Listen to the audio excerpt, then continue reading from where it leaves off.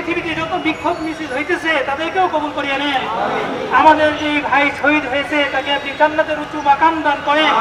এমন এই কারীম যারা এই শত্রুতা করে এই আমার ভাইকে শহীদ করেছে তাদেরকে হেদায়েত দিয়ে দেন, না হলে তাদেরকে ধ্বংস করিয়ে দেন। এমন এই কারীম প্রশাসনকে আপনি সুনজর দেওয়ার তৌফিক দান করিয়ে দেন, যেন প্রশাসনের যথাযথ বিচার করতে পারে সেই তৌফিক তাদেরকেও দিয়ে দেন।